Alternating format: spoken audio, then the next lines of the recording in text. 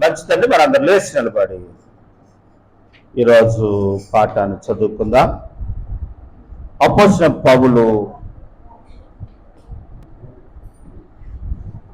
హెబ్రీలో ఉన్న సంఘానికి రాసిన పత్రిక 12వ అధ్యాయం మొదటి వచనం నుండి చివరి వచనం వరకు చదువుకుందాం.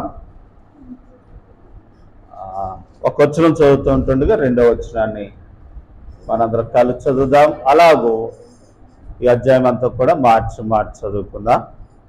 దీపిక ఇంకా రాలేదే? మంచిది ప్రియులారా, ఈ సమయంలో ఆదివారం ఉదయకాల సమయంలో ఇంకా చదవలేని వారికి ఎవరైతే ఉన్నారో వారికి వరుసగా ఇచ్చుకుంటూ వద్దాం. కాబట్టి మీరు చదవాలని మనం చేస్తూ ఉంటున్నాం. అంజలి గారు చదువుతారు ఒక వచనం, రెండవ వచనాన్ని మనం కలిసి చదువుదాం. అలాగే అధ్యాయం అంతా కూడా మార్చి చదువుకుందాం.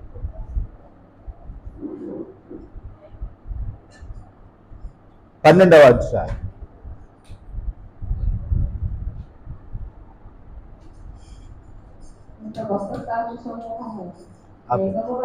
ఓకే.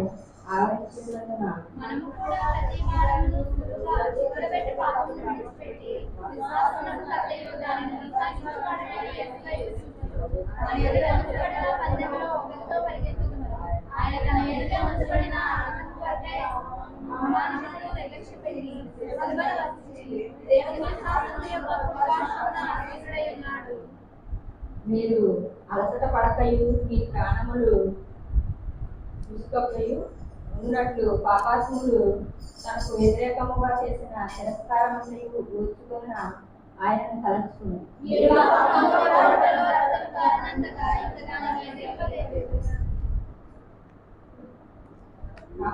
నా కుమారుడా, ప్రభువు చేయు శిక్షను తృణీకరించు. ఆయన నిన్ను గతించినప్పుడు ప్రభువు తాను ప్రేమించిన వారిని శిక్షించి తాను స్వీకరించు ప్రతి కుమారుని దండించు అని కుమారులతో సంభావించినట్లు మీతో సంభావించు ఆయన హెచ్చరికను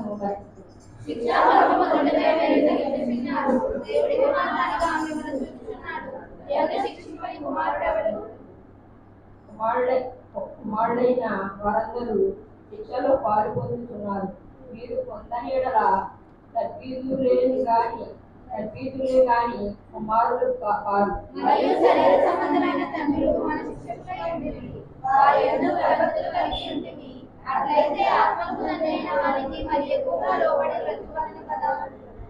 వారు కొన్ని దినముల మట్టుకు తమకు ఇష్టం వచ్చినట్లు మనలను శిక్షించి గాని మనము తమ పరిశుద్ధతలో పాలు పొందవలెనని మన వెలు కొరకే ఆయన శిక్షిస్తున్నాడు.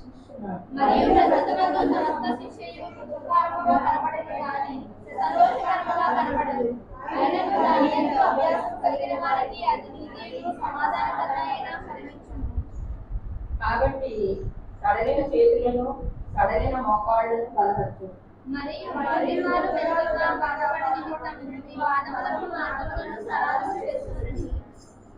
అందరితో సమాధానము పరిశుద్ధి కలిగేటకు ప్రయత్నించు. పరిశుద్ధి లేకుండా ఎవడైనా ప్రభువుని చూడడు.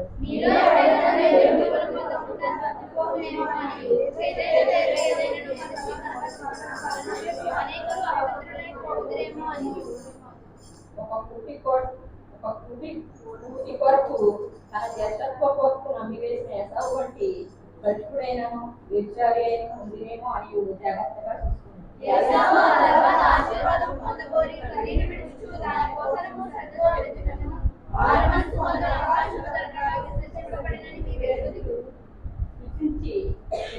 తగినట్టు మండుతున్నట్టు పంటకును అగ్నికి కారు మేఘమును గాఢంధకారమునకు తుఫానుకును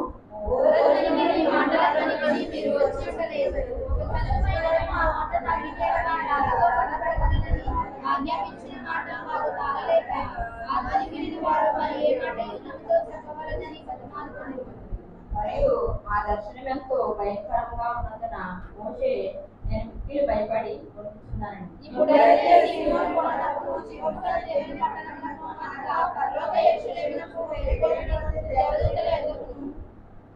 పరలోకమందు రాయబడి ఉన్న శ్రేష్ఠుల సంగములకు వారి మహోత్సవములకు అందరి న్యాయాధిపతి అయిన దేవుని వద్దకును సంపూర్ణ సిద్ధి పొందిన నీతిమంతుల ఆత్మల వద్దకును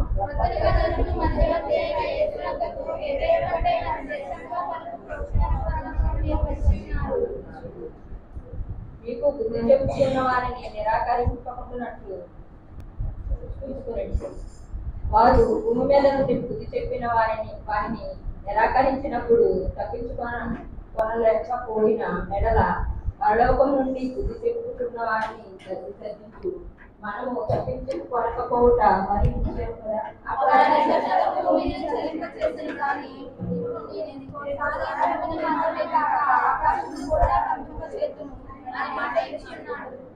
ఒకసారి అన్నమాట సరించ చేయబడినవి నిలకడగా ముందు నిమిత్తము అవి సృష్టించబడినట్టు సలింప చేయబడినవి బుద్ధిగా తీసి వేయబడినని అర్థమిస్తున్నా.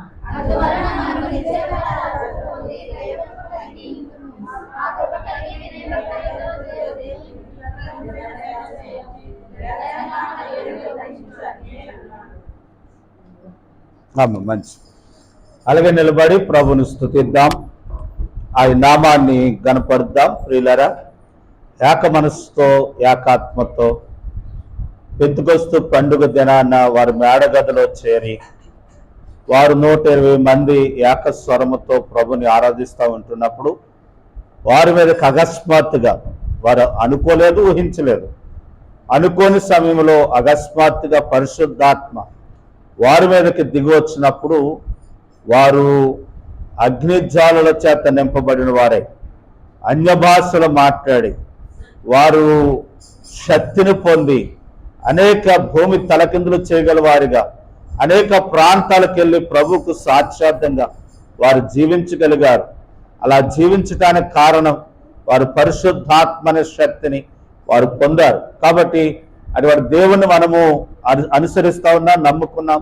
ఆ దేవుని సన్నిధానంలో మనమును ప్రభుని ఆరాధించలాగున ప్రభుని స్తుతిద్దాం, ఆయన నామాన్ని గణపరుద్దాం, ప్రభుని ఆరాధిద్దాం. నిరీక్ష ప్రభుని ఆరాధిస్తూ ఉంటుండగా కలిసి ప్రభుని స్తుతిద్దాం, ఆయన నామాన్ని గణపరుద్దాం, దేవుని నామాన్ని మహిమపరుద్దాం. రండి, ఇక్కడికి వస్తే అందంగా ఉంటుంది. ఇద్దరు రండి, అందరూ కళ్ళు మూసుకుంటూ ఉంటాడు. ప్రభుని స్తుతిద్దాం. నిరీక్షను బట్టి నేను చాలా సంతోషిస్తున్నాను.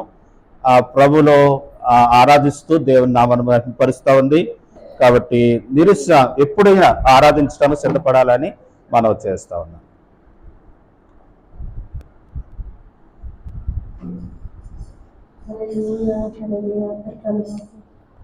పూర్ణ మనసుతో పూర్ణ ఆత్మతో ఆయన నామాన్ని ఆరాధిద్దాం. హల్లెలూయా, హల్లెలూయా, హల్లెలూయా. యేసయ్యా నీకు వందనాలయ్యా. ఇక ఈ యొక్క సమయాన్ని మాకు ఇచ్చిన విధానాన్ని బట్టి నీకు వందనాలయ్యా. మీ అందరితో ఈ వాక్యము లేదు తండ్రి అని పశ్చాత్తాపంతో ఆయనను ఆరాధిద్దాము, ఆయనని ఆరాధించి స్తుతిద్దాము. హల్లెలూయా. అందరూ స్తుతులు చెప్పాలి. స్తుతులు ఆయన, స్తుతులు నాయన, నీ నామానికి వందనాలు నాయన. హల్లెలూయా, హల్లెలూయా, హల్లెలూయా, హల్లెలూయా. ఆయన చేసిన మేలును బట్టి, ఆయన మనకి ఇచ్చిన ఆరోగ్యమును బట్టి అందరం కలిసి ఆయన నామాన్ని స్తుతిద్దాం. హల్లెలూయా, హల్లెలూయా, హల్లెలూయా, హల్లెలూయా, హల్లెలూయా. అద్భుతం చేయమయా నా జీవితంలో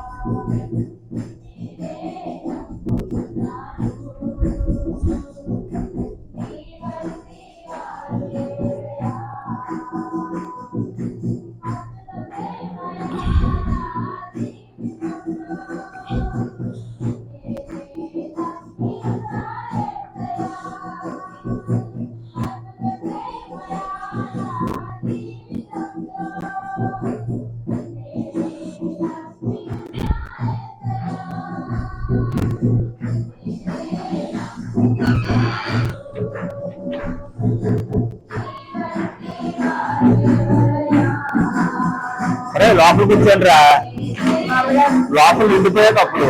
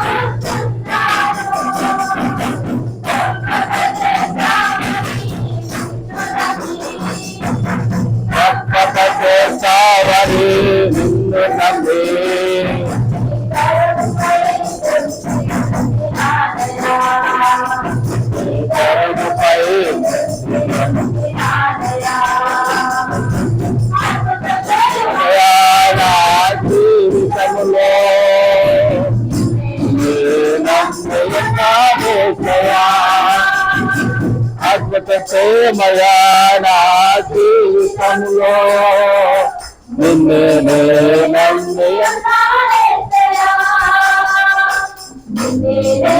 నమ్ముతున్నాను.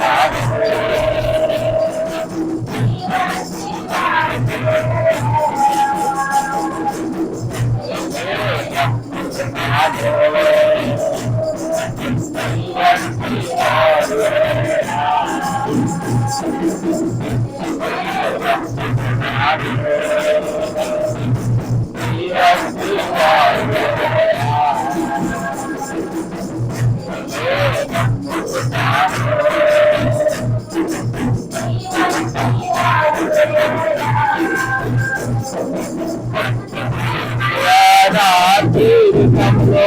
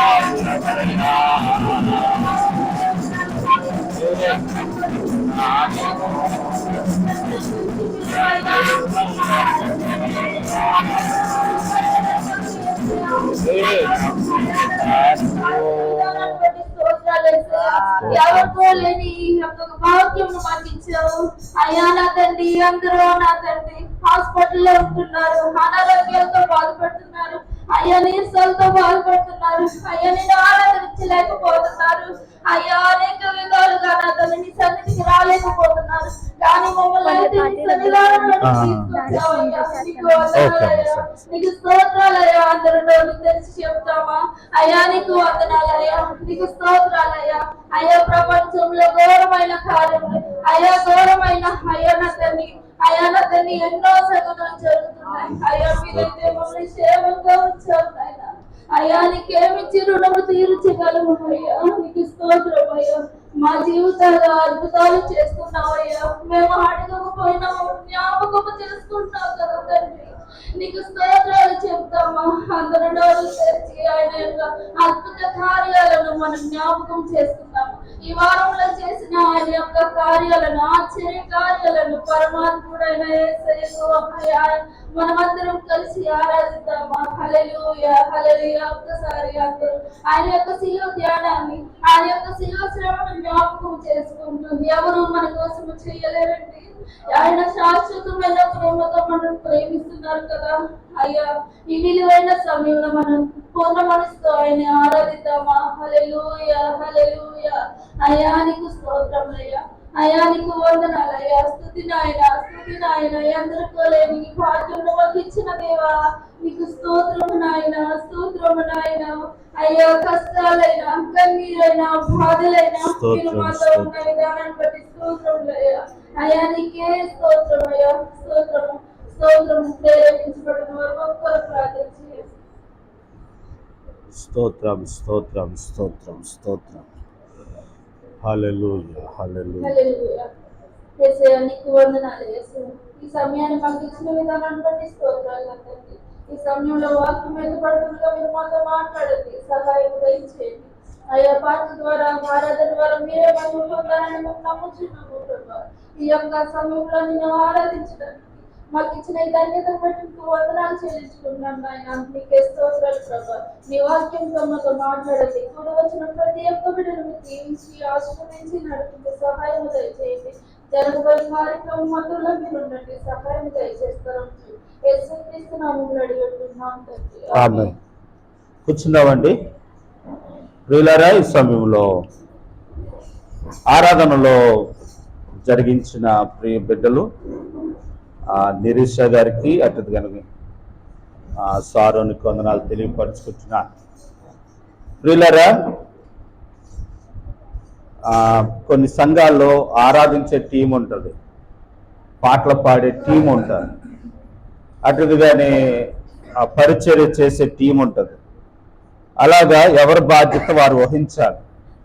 ఆరాధన చేసేవారు ఇక ప్రతిసారి ఏం చేయాలంటే అమనిరిస సిద్ధపడి ఆరాధన కొరకు సిద్ధపడి రావాలి. ఇంకో టీం తయారు చేయాలి, పాటలు పాడేవారు. వారు అందరికంటే ముందు రావాలి. ఆఖరిని ఆమెన్ అన్నప్పటికీ ఆరాధన టయానికి రాకూడదు, ముందు రావాలి. ఎవరైనా సరే ముందు వస్తే కార్యక్రమంలో పాలు పంపులు పొందొచ్చు. కాబట్టి ఒక ముగ్గురు పాటలు పాడేవారు కావాలి. ఆరాధన చేసేవారు నిరీక్ష ఉంటుంది, కావాలితే పాటలు పాడే గుంపులో కూడా ఉండొచ్చు. అటుగానే వీళ్ళు అలా ఉంటుంది, నడిపించే వ్యక్తి ఒకరు కావాలి, యవనస్తుల్లో ఒకరు. వారు ముందు రావాలి, అన్ని చూసుకోవాలి, నడిపించేవారు ఉండాలి. ఈరోజు మెంటి విజయరాజు గారు వారు ఇల్లు కట్టుకుంటుంటే వారు గుమ్మం పెట్టుకుంటున్నారు. ఈరోజు అక్కడికి వెళ్ళొచ్చా, అక్కడికి వెళ్ళి రావటాన్ని బట్టి లేట్ అయిపోయింది. నేను వచ్చే లోపల కార్యక్రమం ఏం చేయాలి, నడిపించాలి. ప్రార్థన చేసి, లేకపోతే ప్రార్థన రాకపోతే ఎవరినైనా చేయమని కదా పాటలు పాడి, అమ్మని వాక్యం చదువు, నువ్వు పాట పాడు అని నడిపించాలి. కొంతకాలం మీతో ఉండి ఎలా నడిపించాలో నేర్పిస్తాను. నేను ఏమి వదిలేను మిమ్మల్ని.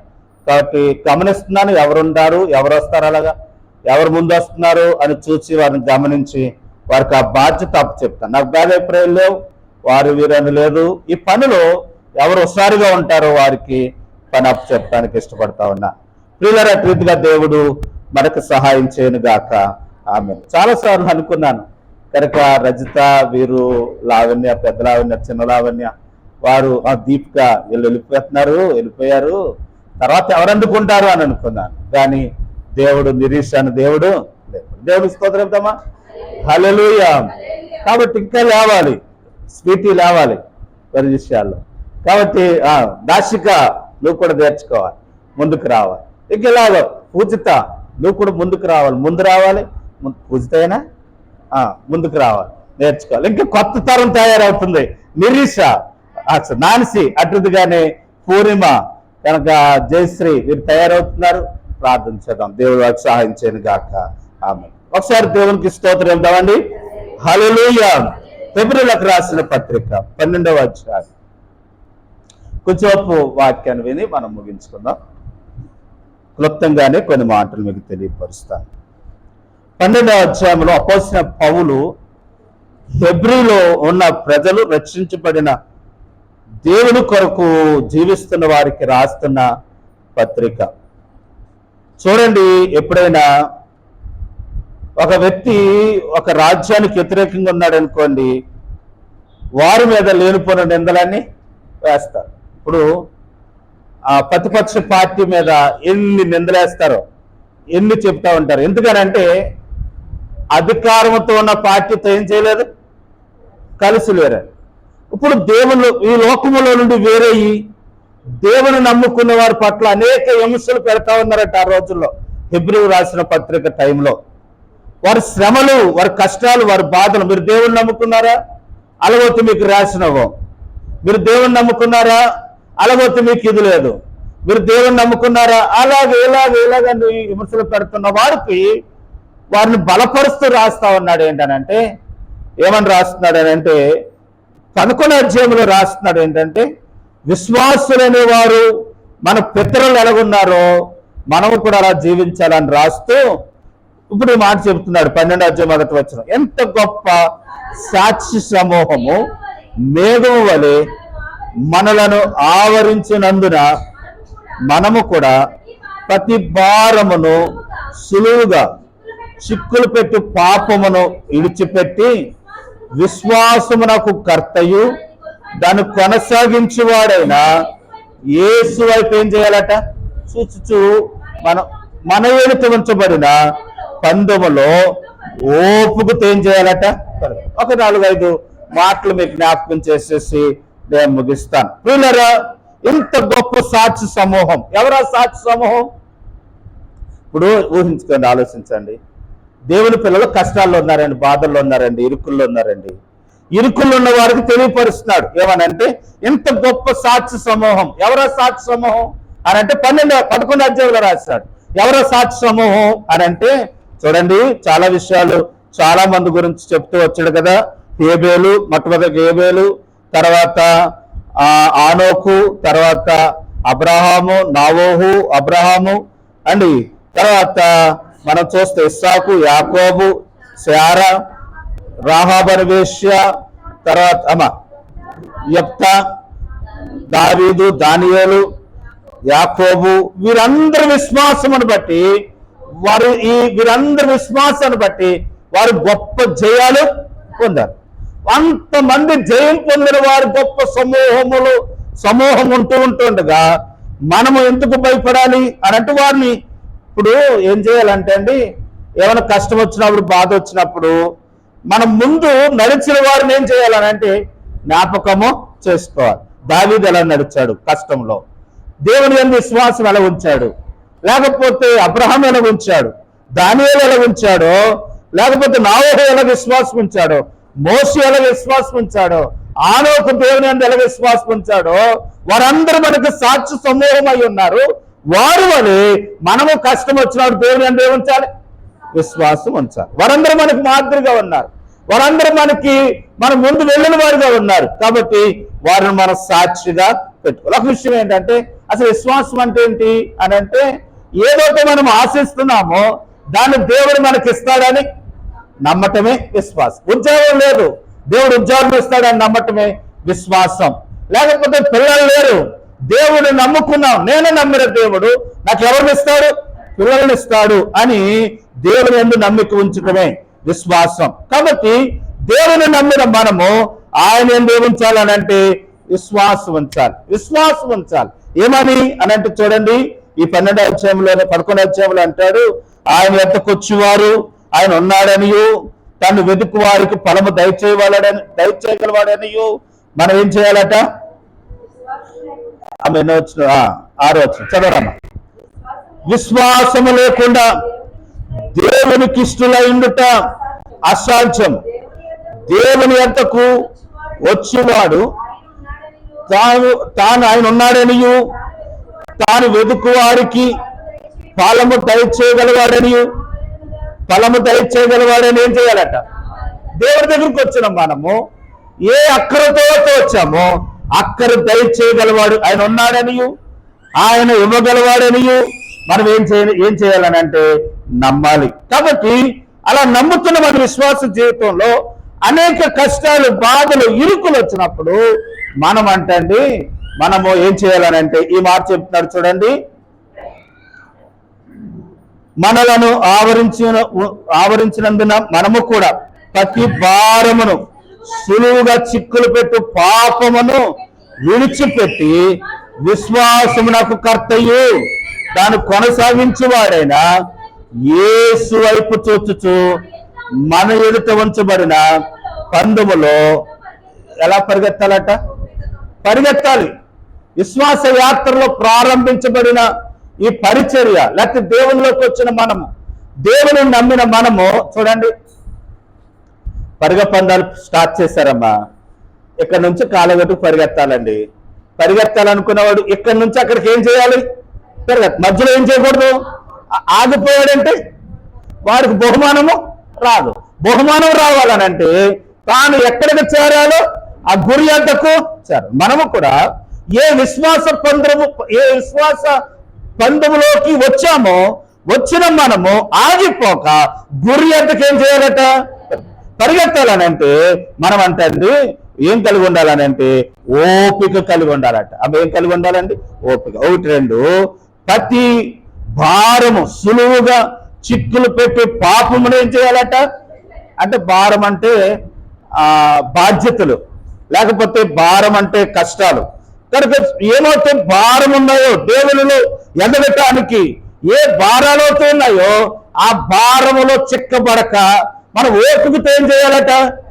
ఇప్పుడండి ఇల్లు ఎవరో కట్టుకున్నారని చూసి మనం ఒక 10-20 లక్షలతో ఇల్లు కట్టేసి అప్పు చేసి, కాబట్టి ఈ అప్పు మనుషుడికి ఏమైపోయింది, భారం అయిపోయి ఆదివారం కూడా ఆదివారం కూడా ప్రార్థనకు రాకుండా ఇంకెక్కడికి వెళ్ళవలసి వస్తుంది, తనకి వెళ్ళిపోవాల్సి వస్తుంది. కాబట్టి దేవుడు ఏం చెప్తున్నాడు అని అంటే, దేవుడు ఇచ్చినప్పటికి ఇస్తాడు కనుక ప్రతి సులువైన భారములో మీరు చిక్కబడకుండానట్లు మీ విశ్వాస జీవితంలో మీరు ఏమై ఉండాలట, ఓపిక కలిగి ఉండాలి. ఎవరి వల్లే అని అంటే ఇక్కడ మాట చెప్తాను చూడండి. ప్రియులారా, ఇంత సాక్షి సమూహం గురించి చెప్పుకుంటూ ఇక్కడ మాట అన్నాడు. ఏమన్నాడు తెలుసా, విశ్వాసమునకు కర్తయు దాన్ని కొనసాగించేవాడైన యేసు వైపు ఏం చేయాలండి చూడండి. కాబట్టి ఇంత సాక్షి సమూహం ఉన్నా కానీ యేసు ప్రభువారు చూపిస్తా ఉన్నాడు. యేసు ప్రభువారు ఇంత సాక్షి సమూహంలో ఒక్కరే, ఆ సాక్షి సమూహంలో ఒక్క దాంట్లోనే తప్పిపోయారేమో కానీ యేసు ప్రభువారు మాత్రం దేనిలో కూడా ఏమవలేదు, తప్పుపోలేదు. చూడండి, ఇక్కడ ఇంకొక మాటను మీకు తెలియపరుస్తానండి. ఏంటంటే ఆయన అంటే యేసు ప్రభువారిని అంట అవమానపరిచారట. ఓపికతో పరిగెత్తుదాము ఆయన మన ఎదుట ఉంచబడిన ఆనందము కొరకై. చూడండి, 1 అవమానము, 2 నిర్లక్ష్య పెట్టారు, 3 సిలువను వేశారు, సహించాడు.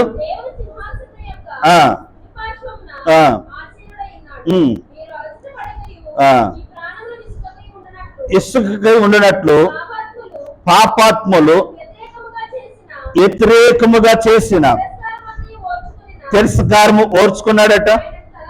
ఆయన ఏం చేయాలట, ఇప్పుడు ఆయన చూసినప్పుడు మనకి ఏం కనపడుతుందో తెలుసండి, నాకు కొన్ని విషయాలు కనపడ్డాయండి. 1 అవమానము, నిర్లక్ష్య పెట్టారట, తర్వాత ఆమె సిలువ సహించాడట,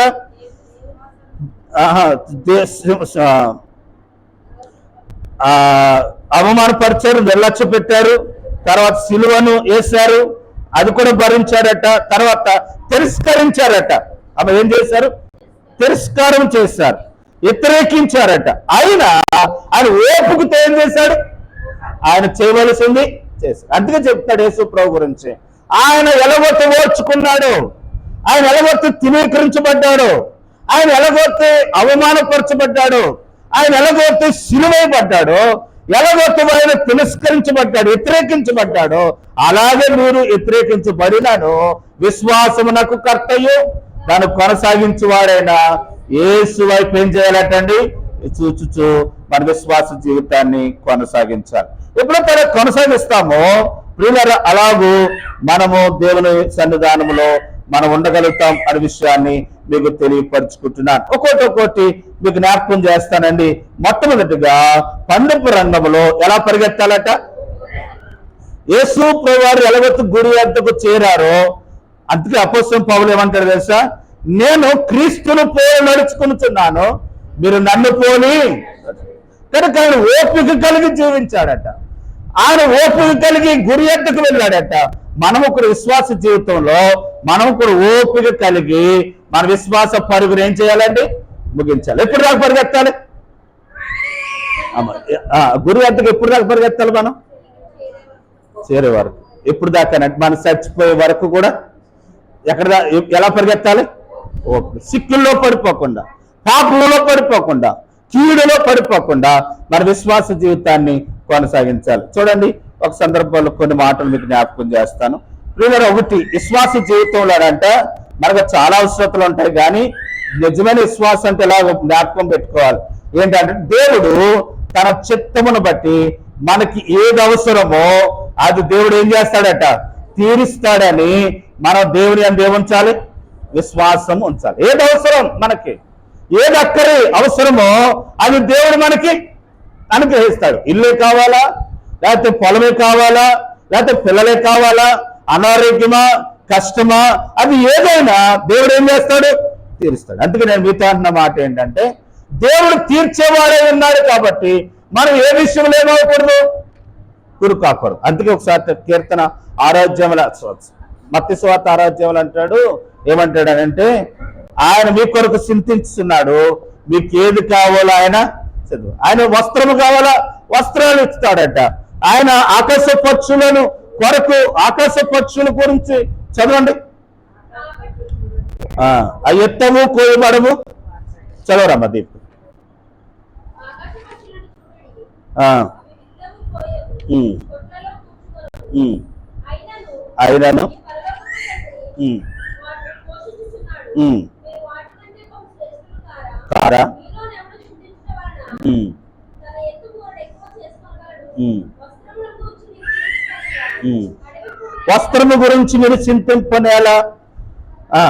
అడవి పువ్వులు ఎలాగూ ఆ, ఆలోచించుడు. కష్టపడవు, అవి కష్టపడవు, వనకవు. అయినను అయినను సమస్త వైభవముతో ఆ, కూడిన సొలొమోను సహితము ఉమ్, వీటిలో ఒక దాని వలనైనను ఆ, అలంకరింపబడలేదు. ఆ, నేడుండి ఉమ్, రేపు పొయ్యిలో వేయబడి ఉమ్, వాడు అడవి గడ్డిని దేవుడిలాగు అలంకరించిన ఎడల ఉమ్. అల్ప విశ్వాసులారా, అల్ప విశ్వాసులారా మరి నిశ్చయముగా మరీ నిశ్చయముగా వస్త్రములు ధరింప వస్త్రములను ఏం చేస్తాడట? అంటే ఈ మాటను బట్టి మనం నేర్చుకోవాల్సిన విషయం ఏంటంటే, దేవుని నమ్మిన మనము ఏది అవసరమో అది ఆ సమయాన్ని బట్టి దేవుడు మనకి ఇచ్చిస్తాడు. కాబట్టి అంతవరకు మనం ఏం చేయకూడదు తెలుసా? మనం దేవుని దూషించకూడదు, మనం దేవుని అవమానపరచకూడదు. తర్వాత ఇంకోటి ఏంటంటే, దేవుడు తన చిత్తాన్ని బట్టి మనకి ఏం అనుగ్రహించాలో అది అనుగ్రహించాలని మనల్ని ఏం చేస్తాడంటే తృప్తిపరుస్తాడట. ఎప్పుడు ఏది అనుగ్రహించాలో ఎవరి చిత్తాన్ని బట్టి ఇస్తాడు? దేవుడు. ఆయనకు ఒక చిత్తం ఉంటుంది, ఒక ఏర్పాటు ఉంటుంది, ఆయన ఉద్దేశం ఉంటుంది, ఆయన సమయం ఉంటుంది. అందుకే ప్రియులారా, యోహాను సువార్తలు మనం చూస్తే కానాను ఊరిలో వివాహం జరుగుతున్నట్టండి. వివాహం జరుగుతుంటే 3వ అధ్యాయంలో 1వ వచనం చదువుతుంటే నేను వివరించడం అండి. 3వ అధ్యాయం చదువుతా ఉంటుంటే 2వ అధ్యాయంలో చూస్తే అక్కడ కానాను ఊరిలో వివాహం జరుగుతుంటుంటే ద్రాక్షరసము అయిపోయిందంటండి. ద్రాక్షరసం అయిపోయినప్పుడు అంటండి యేసు ప్రభు వారు కూడా పెళ్లికి పిలువబడ్డారట.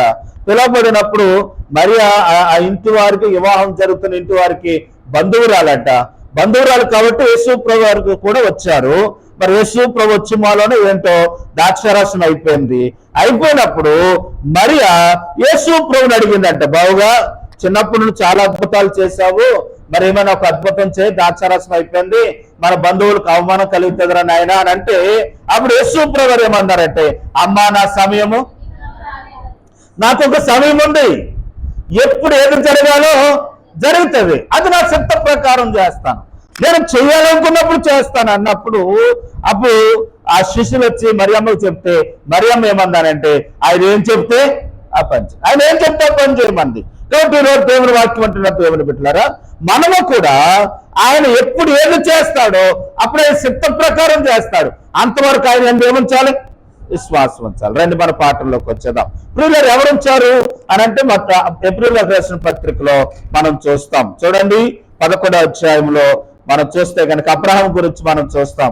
అబ్రహాముకు పిల్లలు లేనప్పుడు అబ్రహాము శారమ్మ దేవుని యందు విశ్వాసం ఉంచారట.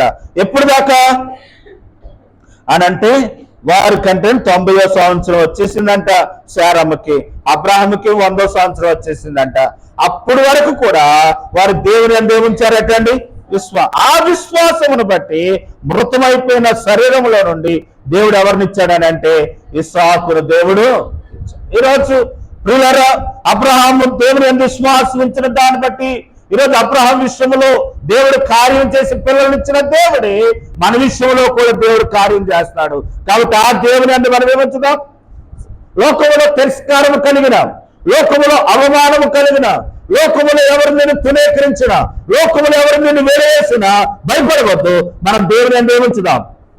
ఒక్కొక్క విషయం మనం సక్రంగా నడుస్తూ, ఆయనలో నిజముగా భక్తి చేస్తూ, ఆయన ఆజ్ఞలను అనుసరిస్తూ ఆయన విశ్వాసం ఉంచినప్పుడు తిరస్కారం వస్తుందేమో, అవమానం కలుగుతుందేమో, హేళన కలుగుతుందేమో, లేకపోతే నిందలు కలుగుతుందేమో, భయపడద్దు. నువ్వు ఆయన విశ్వాసం ఉంచి ఓపికగా ఈ యాత్రలో మనం సాగుతా ఉంటే ఏ సమయానికి దేవుడు ఏది చేయాలో అది చేస్తాడు. నేను ముందుకు వెళ్తాను. చూడండి ఇంకొక సందర్భం ఎదురు చూస్తాం. ఏంటంటే ఓపిక కలిగి వారు తడిచారట. ఇక్కడండి అబ్రాహాముకు ఒక పరీక్ష వచ్చిందండి. ఏంటనంటే తన ఒకే ఒక కుమారుడైన ఇస్సాకును ఇమ్మన్నాడట. చదువురమ్మా.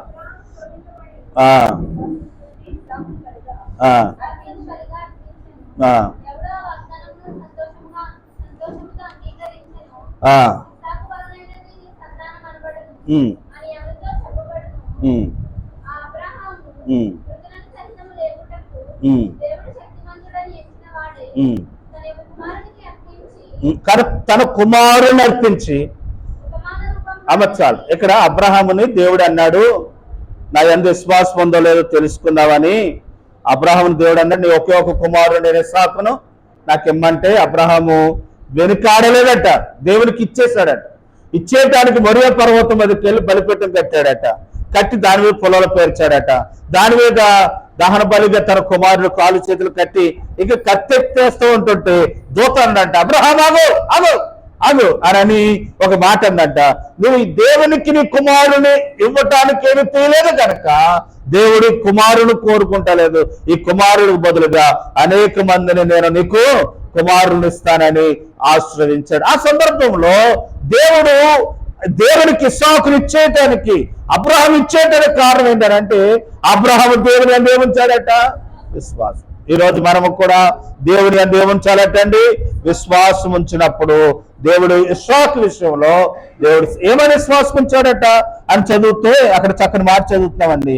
దేవుడు అంటండి ఇస్సాకు బూడిదైపోయినా కానీ అబ్రహాం నమ్మాడట. ఏమనంటే ఇస్సాకు బూడిదైపోయినా ఆ బూడిదలో నుండి కూడా లేపగల సమర్థుడు అని దేవుడు ఏముంచాడటండి? విశ్వాసం.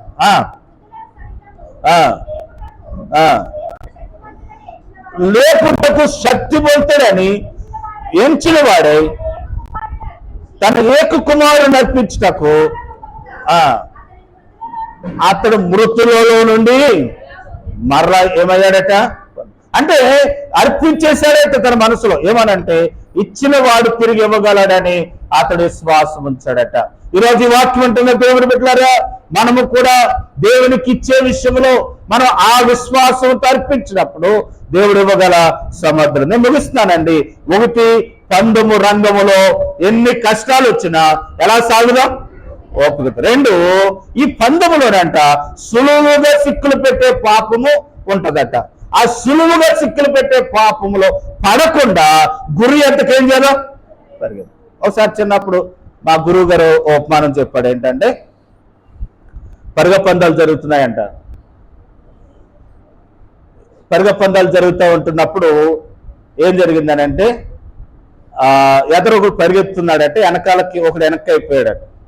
వెనక్కి అయిపోయినోడు ఎదరోడిని ఆఫ్ చేయటానికి ఏం చేశాడనంటే తన చేతుకున్న ఉంగరాన్ని తీసి తన ఎదరు పరిగెత్తున్నవాడు కళ్ళకు కనపడేలాగా ఇస్తున్నాడట.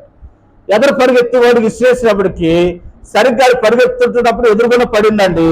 ఎదురుగున పడినప్పటికీ అది చెక్కుమని కళ్ళకు తగిలిందేమో కనుక అది ఎత్తుకు పోగొట్టుకుంటామని ఒంగును తీసుకున్నాడట. ఆ ఎదరెళ్తున్నవాడు ఒంగును తీసుకున్నవాడికి ఎలకలోడు ఒంగును తీసుకునే లోపల ఎలకలోడు ఏం చేశాడు? ఎదరికి వెళ్ళిపోయాడు. ఎదరికి వెళ్ళిపోయిన తర్వాత వాడికి బహుమానం వచ్చేసింది. ఈ ఉంగరం తీసుకున్నాడు. పోన్లే ఆ బహుమానం పోతే పోయింది అనుకుని ఈ ఉంగరం పట్టుకెళ్ళి కనుక ఆ ఉంగరం పెట్టుకుని చూపించుకున్నప్పటికీ ఆ ఉంగరం నిజమైన ఉంగరం కాదట. ఆ ఉంగరం ఎలాంటిదని అంటే పిచ్చి ఉంగరం. ప్రియులారా గమనించండి, ఈరోజు తాను ఆ చిన్నదాని గురించి ఆగిపోయినట్టుగా ఈ లోక విషయాలు ఆగిపోయి మనం పరలోకాన్ని సంపాదించుకోవటానికి వెనకాడద్దు. మనము సులువుగా సిక్కులు పెట్టే పాపమును ఏం చేయాలటండి? విడిచిపెట్టాలి. 1. 2 ఏంటనంటే ఒకసారి ఒక ఉపమానం చదివానండి. ఏమిటా ఉపమానం అని అంటే కొల్లేరు కొంగలు ఉంటాయి కదా. కొల్లేరు కొంగలు ఒక్కోసారి ఏం చేస్తాయంటే వేరే దేశం నుంచి వస్తాయంట. మళ్ళీ ఇక్కడ నుంచి మళ్ళీ ఆ దేశానికి పిల్లలు చేసుకుని వెళ్ళిపోతాయంట. కనుక పిల్లలు చేసుకుంటే పిల్లలు చేసుకుని మళ్ళీ వెళ్ళిపోతాం అనుకుంటున్నప్పటికీ అందుట్లో ఒక కొంగ ఏం చేసిందని అంటే ఒక చోట బాగా మేత వేస్తా ఉంటుంటే ఆ మేత తింటూ అక్కడే ఉండిపోయిందంట. కనుక కొంగలు వెళుతున్నప్పుడు వచ్చినప్పుడు అడుగుతా ఉన్నాయి, ఏమే రావే వెళ్ళిపోదాం ఇంకా చాలా అంటే ఉందే, ఇంకేదో పెడుతున్నారు తిందాం, ఇంకేదో పెడదాం తిందామని మొత్తానికి తింటాం అలవాటు చేసుకుందంట. ఇంకా తింటాం అలవాటు చేసుకుని అక్కడే ఉండిపోయిందంట. ఇంకా వెళ్ళిపోయే సమయం వచ్చినప్పుడు అలా వెళ్ళిపోతూ కేకేస్తున్నారంట, రావే వెళ్ళిపోతున్నాం మేము వెళ్ళిపోతున్నాం అని అంటే మీరు నడవండి తర్వాత వస్తారందంట. కనుక అవన్నీ వెళ్ళిపోయినాయి అంట. ఇది వెళ్ళలేకపోయింది. వెళదామని అనుకున్నప్పటికీ ఇంకా రెక్కలు బొరుగైపోయింది, కొవ్వు పట్టేసిందంట. ఇంకా బొరుగైపోయి ఎగరలేక అక్కడే ఉండిపోయిందంట. మళ్ళీ వస్తారు అప్పుడు కలుద్దామని అందంట. మళ్ళీ వచ్చినప్పుడు కలుద్దాం అనుకున్నప్పుడు ఇలాగా ఆ ఇంటికి ఆయన ఇంటికి చుట్టాలు వచ్చారట. ఆ చుట్టాలకి బేదరు వండవలసి కూర కావలసి వచ్చినప్పుడు ఏది బాగా పలిసిందని కొవ్వు పట్టు లేదని చూస్తే ఇదే దొరికిందంట. దాన్ని ఆ రోజు ఏం చేశాడనంటే కోసేశాడు. తోసేయటానికి కారణం ఏంటంటే అది వెళ్ళవలసిన గమ్యస్థానానికి వెళ్ళకోకుండా అక్కడే తిని కూర్చుందంట. తిని కూర్చున్న దాన్ని బట్టి, బొరువెక్కిపోయిన దాన్ని బట్టి అది మరణానికి కారణమైంది. ఈ రోజున మనము కూడా ఈ పరలోకానికి వెళ్ళవలసిన గమ్యస్థానంలో ఇది నాది, అది నాది, అది కావాలి, ఇది కావాలి, అది కావాలి, ఇది కావాలని ఇవన్నీ బొరువెక్కేసుకుని వెళ్ళవలసి ఎత్తబడే సమయంలో ఎడబడిపోయిన వారిగా మనుషులు ఉండిపోతా ఉన్నారు. కాబట్టి సులువుగా చిక్కులు పెట్టి పాపాన్ని ఏం చేయాలి? విడిచిపెట్టాలి. రెండు. మూడోది, సాక్షి సమూహమును మనం సాక్షి సమూహం ఎవరైతే మన ముందు భక్తులు ఉన్నారో వారు చూస్తూ మన విశ్వాస జీవితంలో ఏం చేయాలని అంటే సాగాలి. ఎవరితో స్నేహం చేయకూడదు తెలుసండి? చూడండి, 2 కొరింథీయులకు రాసిన పత్రిక 6వ అధ్యాయంలో దేవుడు చెప్తా ఉన్నాడు, మీరు వారితో స్నేహం చేయవద్దని ఖచ్చితంగా చెప్తున్నాడు. ఎవరితో అంట? 6వ అధ్యాయం వచ్చిన క్రీస్తునకు ఏమి సంబంధము? అవిశ్వాసికి విశ్వాసికి పోలెక్కడది?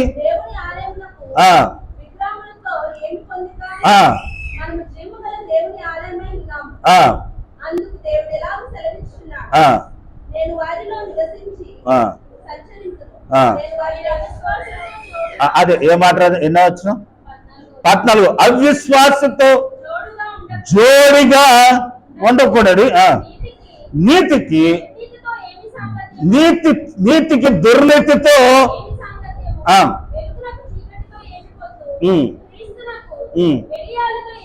అమ్మ చాలు. నేను చెప్పాలనుకున్న మాట ఏంటంటే విశ్వాసికి అవిశ్వాసతో ఏమి సంబంధం? కాబట్టి మనం ఈ లోకంలో విడబడిపోకుండా ఎత్తబడాలంటే అవిశ్వాసతో ఏం చేయకూడదు?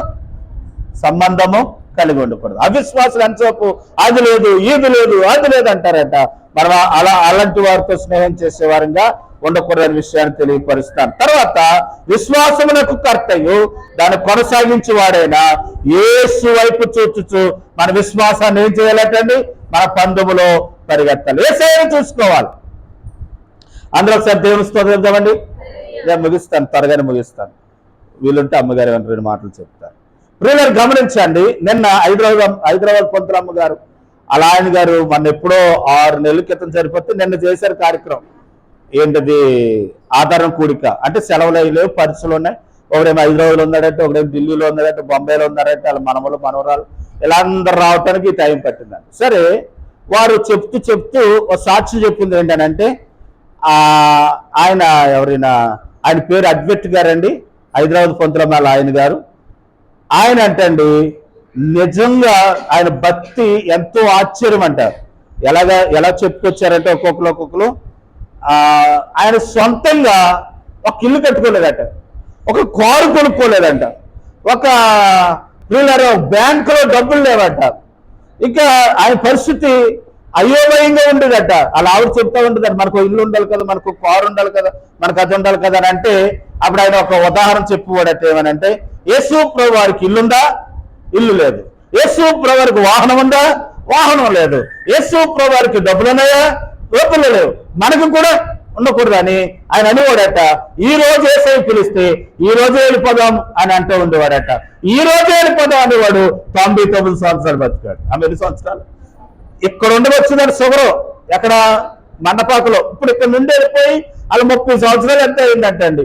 ఈ 30 సంవత్సరాలు కూడా షుగర్తో ఉన్నా కానీ 99 సంవత్సరాలు బతికాడట. కాబట్టి ఈ రోజు ఆలోచించాడు ప్రియులారా, ఈ లోకం కొరకు బతికినవాడు లోకంలో జీవించలేరు, కానీ దేవుని కొరకు జీవించాలనుకున్నవాడు ఎక్కువ కాలం జీవించగలడు. కాబట్టి యేసు వైపు చూద్దాం. ఆయన ఎలా ప్రవర్తించాడు, ఆయన ఎలా జీవించాడు, ఆయన ఎలా మాట్లాడాడో మన విశ్వాస జీవితాన్ని తలపోసుకుని ఆఖరుగా ఎల్లప్పుడూ ఆయనను తలపోసుకునే వారంగా ఉండాలని ప్రభు పేరట మీకు మనవి చేస్తున్నాను, ముగిస్తున్నాను. కష్టం వచ్చినా, బాధ వచ్చినా, వ్యాధి వచ్చినా, కరువు వచ్చినా, ఏదొచ్చినా మన విశ్వాసాన్ని ఏం చేయకూడదండి? ఎవరు విడిచిపెట్టనవ్వండి. పిల్లల, భార్య, భర్త, బిడ్డల, కుటుంబస్తుల ఎవరైనా ప్రారంభించబడిన యాత్ర మనం ఏం చేయకూడదు? ఎవరు నాతో మా బంధువులు వస్తలేదండి, మాతో మా స్నేహితులు వస్తారు, రాకపోతే రాకపోయారు. దాన్ని మన విశ్వాస యాత్రను ఏం చేయాలి? కొనసాగిస్తూనే మనం ఉండాలని ప్రభు పేరట మీకు మనవి చేస్తా ఉన్నాను ప్రియులరా. అలాగూ మన విశ్వాస పందువులో మన భక్తులను చూసుకుంటూ ముందుకు సాగిపోదాం. అట్టి కృప దేవుడు మనకు సహాయం చేయను గాక. ఆమె. చిన్న ప్రార్థన చేస్తాను, తలలు వంచండి, కళ్ళు మూసుకుందాం. ప్రియులు, ఒకసారి మనం పరిచేసుకుందాం. లోకములో దేవుని నమ్ముకున్నామని ఎవరు నిందించినా, ఎవరు అవమానపరిచినా, ఎవరు హేళన చేసినా, తిరస్కారం చేసిన, నిందపాలు చేసిన భయపడొద్దు. విశ్వాసమునకు కర్త యుద్ధాన్ని కొనసాగించేవాడైన యేసయ్యను చూద్దాం. ఆయన తిరస్కరించారు, అవమానపరిచారు, హేళన చేశారు, కానీ ఆయన ఏ పని నిమిత్తం వచ్చినా పని ముగించుకుని వెళ్ళారు. ఆయన గురి ఎత్తుకు వెళ్ళాడు. ఈరోజు మనము కూడా మన విశ్వాస యాత్రలో వెనకకు సాగిపోవద్దు, ఆగిపోవద్దు, ముందుకు సాగిపోదాం, ముందుకు కొనసాగించబడదాం. అలా కొనసాగింపబడిలో ఓపిక కలిగి ఉందాం. సులువుగా చిక్కులు పెట్టే పాపాన్ని విడిచిపెడదాం. ఈ లోకంలో ఏది మనం పట్టుకెళ్ళాం, కానీ మన విశ్వాస యాత్రలో జీవించిన ఆ జీవితంలో కలిగిన భక్తిని బట్టి, క్రియలు బట్టి పరలోకాన్ని రాజ్యంలో చేరుతాం. అలా చేరే వారంగా మనం తీర్మానం తీసుకుందాం. ప్రేమ నమ్మకం కలిగిన మా దేవ, పరిశుద్ధులైన మా తండ్రి, మీకు వందనాలు. ఎంతవరకు మీరు మాకు సహాయాన్ని అనుగ్రహించారు. మిగిలిన సమయం మాకు దీవెనకరంగా చేసి మీరు మహిమ పొందమని యేసు ప్రభువు పేరట అడిగి వేడుకుంటున్నాము తండ్రి, ఆమేన్. ప్రియులారా, అమ్మగారు ఒక 2 మాటలు వారు తెలియపరుస్తారు. ఆ తదుపరి క్లుప్తంగానే చెప్తారు. ఆ తర్వాత కార్యక్రమం ముగించుకుందాం.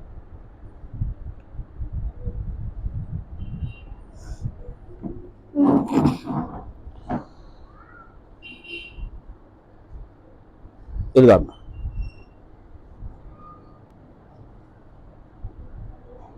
ప్రభునందు సహోదరులందరికీ వందనాలండి. మరోసారి నాకు సమీపించినట్టు దేవునికి మరి వందనాలు చెల్లించుకున్నాను.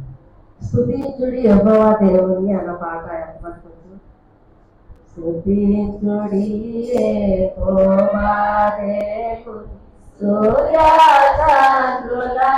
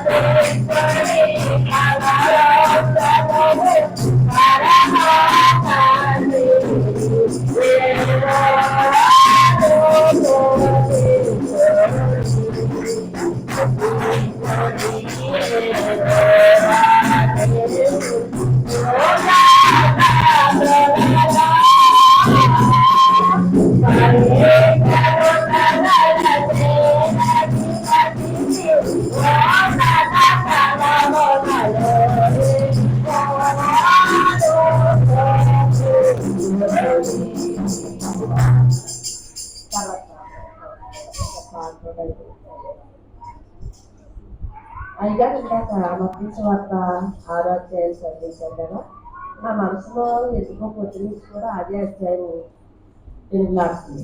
ఆకాశ పక్షులు చూడండి, ఆ ఇద్దరు పోయాము, పట్లలో కూర్చోడు, వాటికంటే మీరు శ్రేష్ఠులు కాదా? 6 అధ్యాయము 26 చదువుకుందాం. ఆకాశ పక్షులను చూడండి, అవి విత్తము పోయము, పొట్లలో కూర్చోవడం, అయినను మీ పరలోకపు తండ్రి వాటిని పోషిస్తున్నాడు. మీరు వాటికంటే బహు శ్రేష్ఠులు కారా? మీలో ఎవడు చింతించడం వలన తన ఎత్తు 3 ఎక్కువ చేసుకోగలగలడు.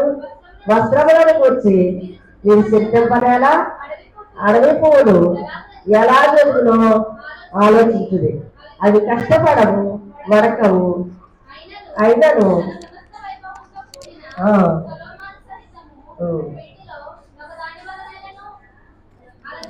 చాలు. ఆకాశ పక్షుల గురించి బాగుంటుంది ప్రసంగం, చాలా బాగుంటుంది. పక్షులన్నిటిలో కంటే పెద్ద పక్షి ఎవరు? పక్షిరాజు అన్నీ ఉంటుంది. ఆ పక్షిరాజు అంట ఆకాశంలోకి వెళ్ళిపోయే ఆహారం కిందకు చూసుకుంటుందంట, ఎత్తైన స్థలంలోకి వెళ్ళిపోతుందంట. ఈ పక్షులన్నీ కలిసి ఓ రోజు అనుకున్నాయంట, పక్షులన్నీ కలిసి ఆ పక్షిరాజు దగ్గరికి వెళ్ళి, పక్షిరాజు గారు మాకు ఒక శాస్త్రము ఒక కథ చెప్పండి, మేము నేర్చుకుంటామండి అన్నాయంట. అన్నప్పటికీ ఈ పక్షిరాజు అన్నాడంట, రండి మీ అందరూ నేను నేర్పుతాను అన్నాడు. అన్నప్పటికీ పక్షిరాజులన్నీ కూడా పక్షిరాజు దగ్గరికి పక్షులన్నీ వచ్చాయంట. కథ మొదలెట్టిందంట పక్షిరాజు. ఏమనంటే, నువ్వు గూడిలాగా అమర్చుకోవాలి, కర్రలు ఎదుగు తెచ్చుకోవాలి, కర్రలు తెచ్చుకున్న తర్వాత పుల్లలో గూడు కట్టుకోవాలి, ఆ గూడు మీద మళ్ళీ కొన్ని వేకలు వేసుకోవాలి, ఆ వీకిల పైన మళ్ళీ కొంత దూదు తెచ్చుకుని అక్కడక్కడ తెచ్చుకుని అది పరుచుకోవాలి పరుపులాగా, దానిపైన గుడ్లెట్టాలి అని కాకి గురించి చెప్పిందంట ఒక కథ. కాకి ఏం చేసిందంటే అప్పుడు దాకా ఇన్ని ఏం చేసిందంటే కావాలని వెళ్ళిపోయిందంట. నాకు వచ్చేసింది హృదయాన్ని. కాకి ఎంతవరకు వచ్చింది మా కథ, ఆ యొక్క అక్కడి నుంచి రావడం. మళ్ళీ పిచ్చికి వచ్చిందంట. పిచ్చికి కూడా చెప్పిందంట, ఏమని ఇలాగా పుట్ట కింద అనుకోవాలి, ఒకటి ఎలా కలుపుకోవాలి అని చెప్పినప్పటికీ అది అల్లుకుందంట. అల్లుకుని నాకు వచ్చేసింది అన్నాడు. ఇలాగా అన్ని పక్షులు కూడా ఆ పక్షిరాజు చెప్పేసి ఒకటి వెళ్ళిపోతున్నాయి, సమయం పోగొట్టేసుకున్నాయి. ఉన్న కథ అంతా రావాలి కదా, గూడు వరకనే నేర్చుకుంది కాకి. ఆ పిచ్చికి ఆ యొక్క బుట్ట అనుకునే దాకానే నేర్చుకుంది. మరి ఉన్న పక్షులకి నేర్చుకున్నప్పుడు కూడా ఉండాలి కదా. ఇది ఉండకోకుండా ఇవన్నీ ఒకదానిపోతే వెళ్ళిపోయాడు. కథ ఎక్కడ నేర్చుకోవాలంటే పూర్తిగా ఉండాలి. పాటలు పాడినప్పుడు కానించి ఎప్పుడు దాకా ఉండాలి, ఆకారిని ఆశీర్వాదం ఇచ్చేదాకా కూడా దేవుడి సన్నిధిలో ఉంటే ఆ యొక్క వాక్యం ఏంటో, ఆరాధన ఏంటో, ప్రార్థన ఏంటి అంటే తెలుస్తాయి. పాటలన్నీ అయిపోయిన తర్వాత వస్తే కాకిలాగా ఉంటుంది. కాకి ఏం చేస్తుంది, ఎగిరెళ్ళిపోతుంది. నాకు వచ్చేసింది హృదయం. తర్వాత పిచ్చికొచ్చింది, నాకు అనుకుంటకు వచ్చేసింది. ఆరాధన దాకా ఉంది, అది వెళ్ళిపోయింది. తర్వాత కాకులు వేసి దాకా ఉంది, ఒకటే ఏమో జట్టు వెళ్ళిపోయింది. అలాగా వెళ్ళిపోతే మనకి పాఠం రావాలంటే మోకరించి ప్రార్థన చేయాలి. ముందొచ్చి ప్రార్థన చేసుకోవాలి. ముందు ప్రార్థన చేసుకున్న తర్వాత మరి పాటలు పాడుకోవాలి. పాటలు పాడుకున్నాక సాక్ష్యాలు చెప్పుకోవాలి. ఇలా ఉంటే మనకి విశ్వాసము పెరుగుతుంది. చేపు వచ్చి వెళ్ళిపోయినంత మాత్రాన మనకి ఈ పాఠం మనకు రాదు, పక్షి నేర్పిన పాఠం. కాబట్టి మనం నేర్చుకోవాలంటే మనము ముందు రావాలి. అర్థమైందండి. తర్వాత పక్షులు ఏమని అన్ని ఆకాశ పక్షులు చూడండి, అవి ఎంతము పోయాము, పట్లలో కూర్చుకోవాలి. వాటికంటే మనం శ్రేష్ఠులుగా చేశాడు దేవుడు. ఎంత శ్రేష్ఠులుగా చేశాడు తెలుసా? దావీదు కీర్తన 8వ అధ్యాయం చదువుకుందాం. యెహోవా మా ప్రభువా భూమి ఆకాశములో, యెహోవా మా ప్రభువా భూమి ఆకాశములో, మహిమా గల నీ నామము గొప్పది, మహిమా గల నీ నామము గొప్పది. నీకంటే వారవుని కొంచెముగా, నీకంటే వారవు కొంచెముగా తక్కువ వాడిగా చేసింది. మహిమా ప్రభావానికి కిరీటములు వారికి ధరింపజేసింది. యెహోవా మా ప్రభువా భూమి ఆకాశములో, యెహోవా మా ప్రభువా భూమి ఆకాశములో, మహిమా గల నీ నామము గొప్పది, మహిమా గల నీ నామము గొప్పది. చదువుకున్నది ఇలాగా వాడు అపాటి వాడు, నువ్వు నరపుత్రుని దర్శించటం వాడు అపాటి వాడు, దేవుడి కంటే వాడిని కొంచెం తక్కువగా చేసింది. మహిమా ప్రభావముతో వాని కిరీటము ధరింప చేసి ఉన్నాను, నీ చేతి పనుల మీద వానికి అధికారం ఇచ్చి ఉన్నాను. చాలు అమ్మ, ఇక్కడ మనల్ని ఎంత తక్కువ చేశాడు దేవుడు, కొంచెమే. మనం అనుకుంటున్నాం దేవుడు మన పోలికగా ఆయన పుట్టారు, ఆయన మనల్ని పుట్టించారు, ఎంతో కాదు కొంచెం తక్కువగా మనం అర్థం చేసుకోవాలి. ఇంత అందంగా పుట్టామంటే, ఇంత సౌలభ్యం దేవుడు మనకి ఇచ్చాడంటే దేవుడి జ్ఞాపకం చేసుకోవాలి, దేవుడు మనల్ని ఎంత అందంగా ఇచ్చారు అని. మరి గాలుర స్తుతి స్తోత్రాలతో ఒక దుర్గము స్థాపించాలి, అక్కడే ఉంది. మనం స్తుతి స్తోత్రాలు చేస్తాం వల్ల దుర్గం స్థాపించబడుతుంది, సంఘం స్థిరపరచబడుతుంది, మీ జీవితాలు స్థిరపడతాయి, మన జీవితాలు స్థిరపడతాయి. మన పిల్లల ప్రార్థన వల్ల, మన కుటుంబాల ప్రార్థన వల్ల, మన కుటుంబం మన పిల్లలు స్తుతి ఆరాధన చేతే స్తుతి ఆరాధన చేసే సంఘము కుటుంబము స్తుతి గట్టిగా స్థిరపరచబడుతుందని ఆ అధ్యాయం 8వ అధ్యాయంలో పాట అంతా వచ్చినాను.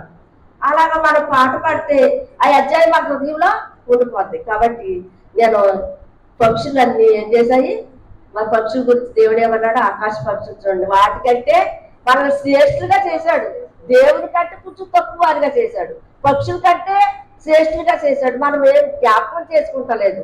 మహిమా ప్రభావ కిరీటం మనకి ఇచ్చాడు, ఆయన కిరీటం మన మరి ఒండ్ల కిరీటం ఆయన ధరించాడు, మనకు మహిమా కిరీటము ఆయన ఇచ్చారు.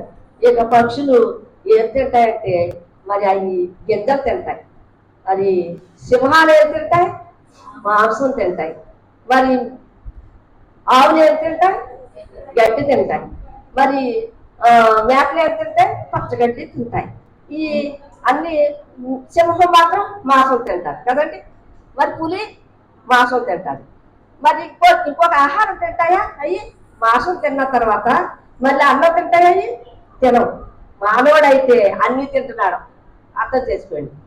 తోటకూర గడ్డి కదా, మనుషులు మనం మాంసం తింటున్నా గడ్డి తింటున్నా, అది మరి పశువులు తిని తింటున్నా, పక్షులు తిని తింటున్నా, మరి సింహం తిని తింటున్నా అని అయ్యే మంచి నన్ను అడిగితే అవి ఒకటే తింటాయి, ఒకదానికే అలవాటు పడి ఉంటాయి. కాబట్టి అవి చాలా పవిత్రంగా ఉంటాయి. మనకైతే దేవుడు మనల్ని మహిమా ప్రభావ కిరీటం మనకి ఇస్తే మనం కొంచెం వారిగా మనం చేస్తే మనం దేవుడు మర్చిపోయి ఏం చేస్తున్నామంటే ఆటి వైపు వీటి వైపు మనం చేస్తాం. చూడండి యెషయా గ్రంథము 1వ అధ్యాయంలో ఏమనుందంటే, ఎద్దు తన కామర్లు నెరుగును గాడిదే తన తొట్టి నెరుగును నాడు జనులు నన్ను ఎరుగారు, ఓ పాపిష్ట జన్మ నాడు జనులు నన్ను ఎరుగారు. చదవండి. ఆకాశమ ఆలకించము, భూమి శివయజ్ఞము, నేను పిల్లలను పెంచి గొప్పవారిగా చేసి వారు నా మీద తిరుగుబడి. ఎద్దు తన కామోక నెరుగును, గాడిద తన సొంత వారి దొడ్డి నెరుగును ఇశ్రాయేలుకు తెలియలేదు. నా జనులు చెప్పాలి అమ్మ, ఇంకా మనకు అర్థమైపోయింది కదా. జంతువులు ఎలాగ ఉంటున్నాయి, మనుషులు ఎలాగ ఉన్నారు. గాడిదేమో సొంత దొడ్డు తెలుసుకుంటుంది. ఏమన్నాడు ఇక్కడ ఆయన? ఎద్దు తన కామందని ఎరుగుతుంది, గాడితే సొంత వారి దొడ్డే తెలుసుకుంటుంది. ఇశ్రాయేలు కంటే మనుషులకి తెలుగు లేదు. అజ్జి అయినా తెలుసుకుంటున్నాయి. ఆ గడ్డి తిని వీటికైనా మరి తెలివి ఉంది, మరి గింజలు తిని వీటికైనా తెలివి ఉంది. పొద్దున్నే లేస్తాయి కాకులు ఏదాక కావాట ఏంటని దేవుడు స్తుతిస్తటం. అవి అరుస్తున్నాయి, పొద్దున్నే అరుస్తాయి. మనకంటే ముందులేసి కాకులు అరుస్తాయంటే ఏంటంటే దేవుడికి ప్రార్థన చేస్తాయి. మనం చేస్తున్నామా? తెల్లవారుజాము లేచి నేను ఎలాగ అడుగుతాను, బైబిల్ చదివామా? ఎవరైనా చదివామా? నేను రోజు అడుగుతాను, బైబిల్ చదివామా? చదివారా? మరి ఏ అధ్యాయం చదివా చెప్పండి, ఒక చదవాలంటే. కాబట్టి బైబిల్ చదవాలి, ప్రార్థన చేసుకోవాలి. పొద్దున్నే లేచి మనం ఆహారం ఎలా తింటున్నామో అలాగే దేవాహారాన్ని మనం తినాలి. నేను ఎప్పుడు అక్కడ కూర్చుని బైబిల్ కాడే ఉంటాను. నాకేదో అలవాటు, నాకు ఎప్పుడు కూడా మరి ఎంతసేపు బైబిల్ అట్టుకునే కూర్చుని ఉంటాను. నాకు అలవాటు అయిపోయింది. మీరు డ్యూటీకి వెళ్ళిపోయేవాడు కాబట్టి పొద్దున్నే లేచి ప్రార్థన చేసుకుని ఒక అధ్యాయం చదువుకుని మరి ఏం చేయాలి, అప్పుడు వంట పనికి వెళ్ళాలి. అలాగ అలవాటు చేసుకోండి అమ్మా. దేవుడు రాక చాలా సమీపం ఉంది. కాబట్టి ఈ ఎత్తు తన కామందనెందును, గాడిదే తన సొంతమని దొడ్డి తెలుసును కానీ నా మనుషులకు మాత్రము తెలివి లేదు. కనుక మనము ఆరాధన జీవించాలని చెప్తున్నాను. దేవుణ్ణి మనము స్తుతించి ఆరాధించేవారుగా ఉండాలి. గొప్పగా దేవుణ్ణి ఆరాధించాలి. మనల్ని ఎంత సృష్టిగా దేవుడు మనం సృష్టించాడంటే, ఆయన స్వరూపంలో మనం సృష్టించాడంటే, మనం దేవుని పోలికగా పుట్టామంటే దేవుడిని మనము మరి స్తుతించి ఆరాధించాలి. అటువంటి ఆరాధన మన హృదయంలో నుంచి రావాలి. మా భక్సింగ్ గారు, సుందర్ సింగ్ గారి సహవాసంలో పొద్దున మొదలు సాయంత్రం వరకు అలా ఉండాలి. మోకాళ్ళ మీద ఒక ఆవిడ ఆరాధన చేయమంటే లెగిసింది. ఒక ఆవిడ ఈ బాబు రొమ్ము కొట్టుకొని, ఓ నాదు యేసు రాజా నిన్నునే స్తుతించెదను, ఓ నాదు యేసు రాజా నిన్నునే స్తుతించెదను, అనుదినము నిన్ను స్తుతించెదను, అనుదినము నిన్ను స్తుతించెదను, ప్రణామము చేయుచుందును నేను, ఓ నాదు యేసు రాజా నిన్నునే స్తుతించెదను. అంతకంటే ముందు అనుకునేది ఆరాధన. ముసలావిడ ఆవిడ ఇదేంటో వెనకాలండి ముసలావిడ ముందా చేసుకునేది. ప్రార్థన చేయండి అంటే నోరు తెస్తున్నామా ఆరాధన అనుకోలే. ఎవరైనా ఒకరు ప్రార్థన చేయండి అన్నప్పటికీ ఇంతమందిలో ఒక్కడైనా ప్రార్థన చేయగలిగామా? ప్రార్థనే రాకపోతే ఆరాధన ఎలా చేస్తామమ్మా? ఆరాధన అంటే దేవుడిని ఆరాధించటం, దేవుడిని స్తుతించటం, ఆయన చేసిన మేలులు చెప్పుకోవటం. ఈ రోజు ఆరాధన కాబట్టి నేను ఆరాధన పాట పాడాను, దేవుడిని స్తుతించమన్నాడు పాట. కాబట్టి ఆకాశ పక్షులు చూడండి, ఆ ఎత్తము పోయము, పొట్లలో కూర్చుకోవడము, వాటికంటే మనం శ్రేష్ఠులు. మన వస్త్రాల గురించి చింతపడుతున్నావా, లేకపోతే ఏమన్నా లేదని చింతపడుతున్నారా అన్నాడు కదా. మత్తయి సువార్త 6:26 మళ్ళీసారి చదువుకుని దాన్నే కంటిన్యూ చేస్తూ ముగించేస్తారు. టైం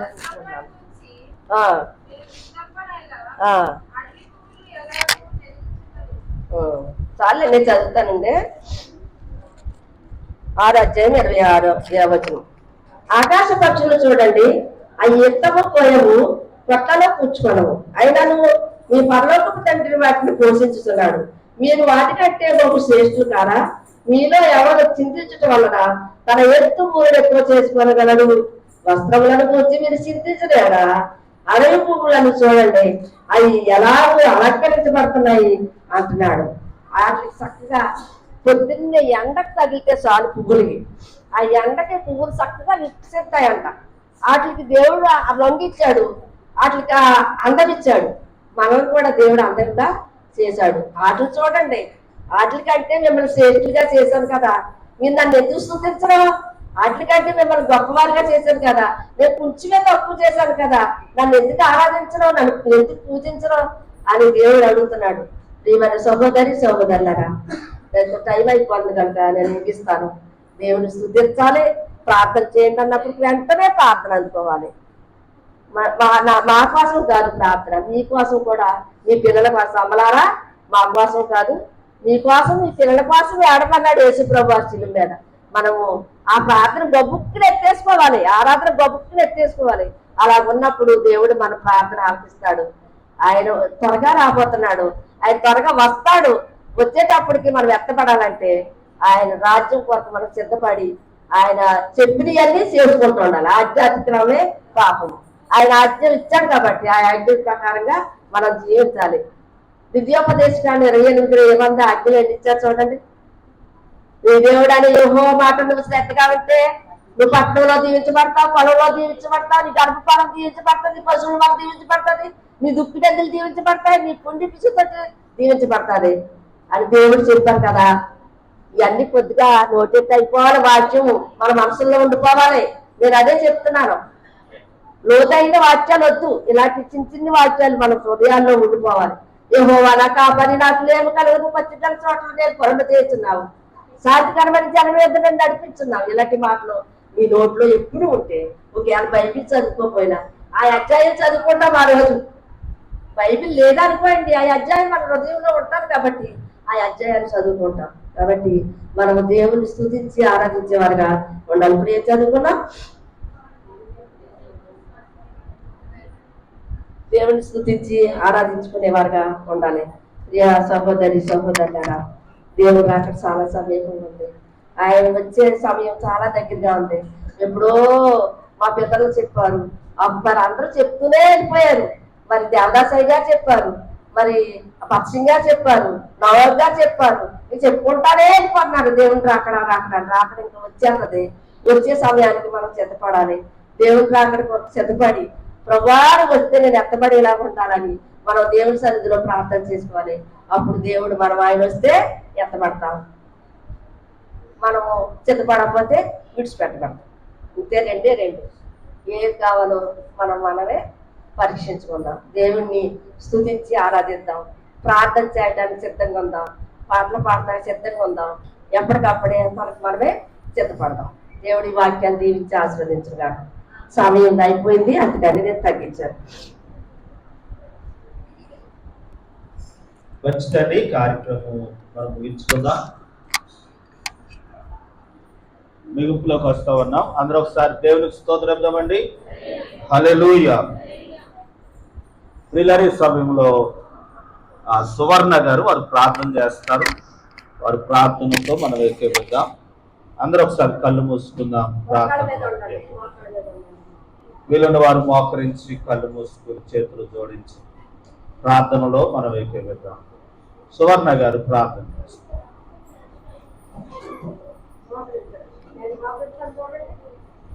యవనస్తులు కూడా మోకరించాలి.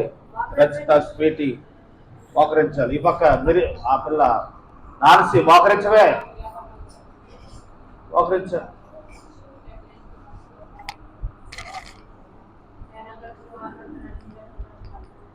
స్తోత్రం.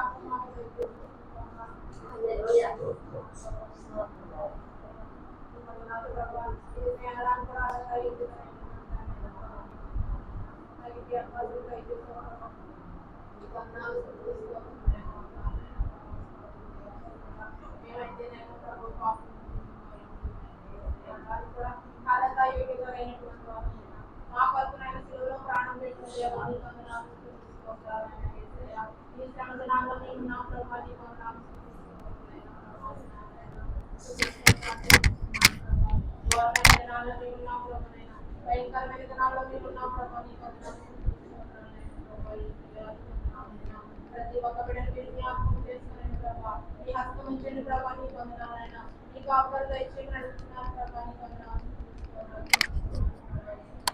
ఈ రోజునైనా ఆరాధన అంతట్లో మీరు తోడుగా నేడుగా ఉన్నారని అది అవకాశం దయచేసి ఇచ్చిన ప్రార్థన ఆమేన్. మంచిదండి ప్రియులారా, ఈ కార్యక్రమం మనం ముగించుకుందాం. కానుకలు పట్టుకుందాం. ఒక విషయాన్ని మీరు ఆలోచించాలి, అన్ని క్రమంగా ఉన్నాయి, చాలా బాగున్నాయి. కానీ కానుకలు పట్టుకున్నప్పుడు చిన్న పొరపాటు జరుగుతుంది. ఏంటంటే మీరు ముందు వచ్చేస్తా ఉన్నారు. అది క్రమం ఏంటంటే మీ వెనకాల ఉన్నవారు అయ్యే వరకు మీరు ముందు రాకూడదు. కాబట్టి బయట ఉన్నవారు అయ్యే వరకు రాకూడదు. సంతోషకరంగా వారి లైన్ బయట వాళ్ళు ఒక్కొక్కరు వచ్చిన తర్వాత వారి లైన్ అయిపోయిన తర్వాత అప్పుడు మీరు రావాలి. లేకపోతే ఒకేసారి ఇక్కడ జామ్ అయిపోద్ది. ఆ సిస్టమ్గా కాకుండా దయతో ఇది అర్థం చేసుకోండి. బయట ఉన్న వాళ్ళు రావాలి. బయట ఉన్న వాళ్ళు అయిన తర్వాత మీ వెనకాల ఉన్నవారు అయిపోయాక అప్పుడు మీరు రావాలి. అలా కానుకలు సమర్పించాలి. అది కూడా మీరు క్రమాన్ని కలిగి ఉండాలని మనం చేస్తూ ఉన్నాం. కనుక అట్టిగానే పాట అయ్యేదాకా ఏకమించాలి, పాడాలి, స్తుతించాలి. సిరీస్ పాట పాడతారు. కానుకల కొరకు వారు సిద్ధపడి ఉండాలని మనం చేస్తున్నాం.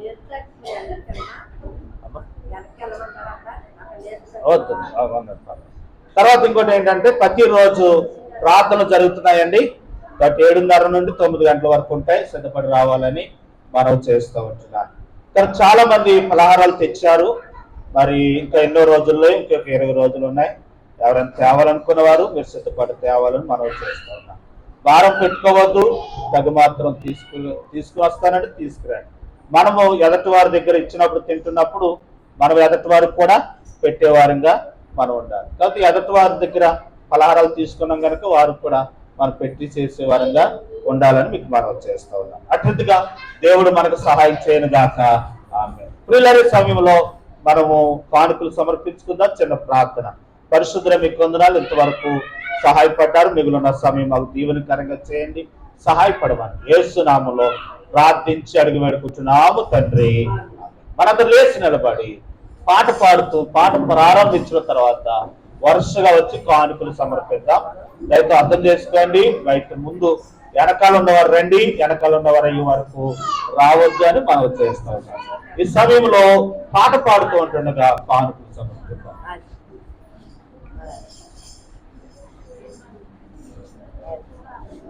పాడ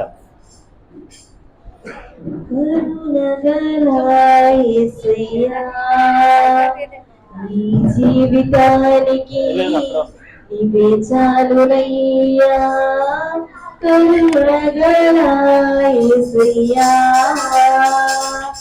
ఈ జీవితానికి ఇవే చాలునయ్యా, నీ ప్రేమే చూపకపోతే నేనేమైపోదునో, నీ కృపే లేకపోతే నీ ప్రేమే చూపకపోతే నేనేమైపోదునో, నీ కృపే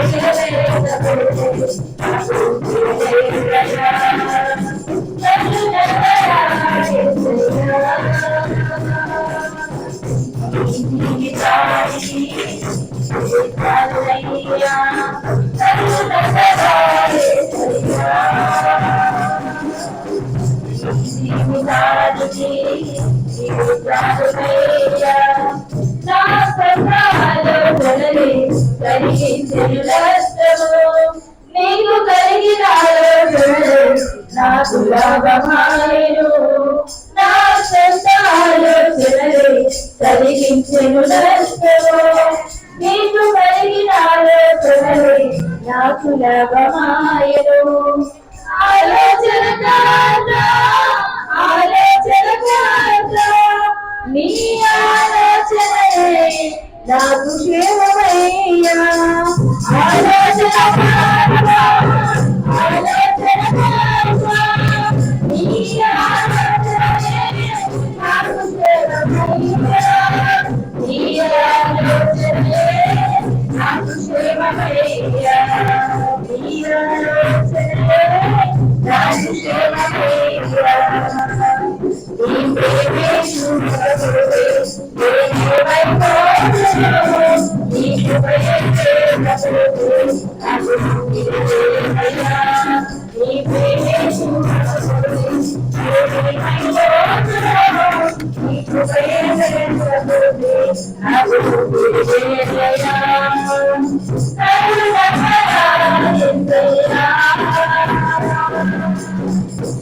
జీవితా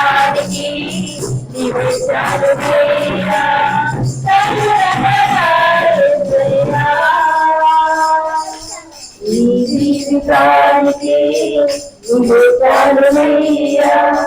నిన్ను నేను విడచిన విడుదలేదు నీరు పైన విడిచిపెట్టలేదు